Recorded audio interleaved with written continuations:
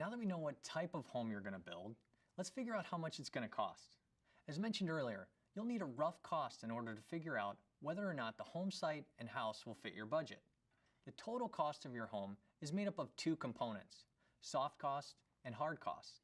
Soft costs are any costs that are not directly related to construction. Things like permit fees, impact fees, utilities, taxes, loan interest, and tap fees.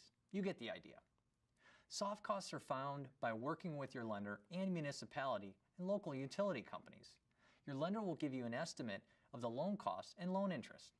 The municipality will help you with permit fees, impact fees, and tap fees. Hard costs include all material and labor to build your home. Here you can see a sample budget which gives a typical breakdown of the total cost. For example, roofing should be about 3% of the total house cost.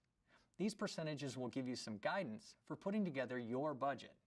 As always, keep in mind, costs can vary depending on the materials and location.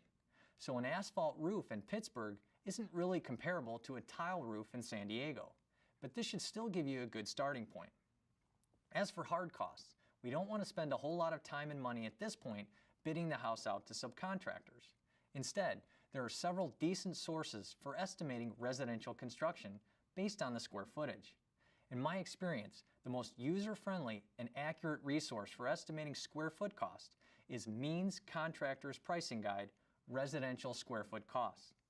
Basically, with this book, you just plug in your region of the country, your plan type, and general specifications, and it spits out a rough cost for completing your home. A good double check of your rough estimate is to work backwards from new home sales prices in the area.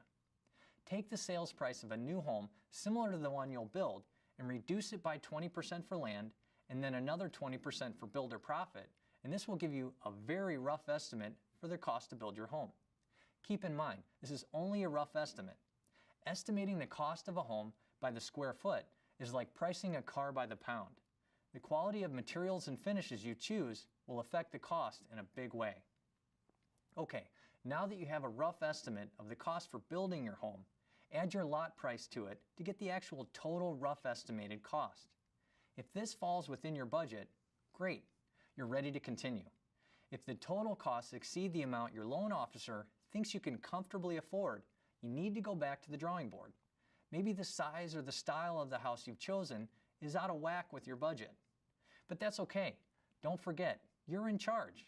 You have options. List your priorities to decide what's most important and work from there. If square footage is what's most important to you, and your original choice was a ranch, how about switching to a two-story instead? Like we said before, building up instead of out can save you money. For myself, I like to have a cushion in my budget. So at this point, I'd like to make sure the total estimated rough budget is at least 10% below what I'm comfortable spending. This is really a good idea since your cost numbers at this point are just what the name says, rough. After your bids come back from the subcontractors, you'll have a much better idea of your true costs. And if you're over budget at that time, you can adjust your specifications to bring your costs in line with your budget. Okay, so now you know what you're going to build, where you're going to build it, and roughly how much you're going to spend. But like we said before, you don't want to have to lift a hammer. So, who's going to do all this work for you? It's time to find your subcontractors.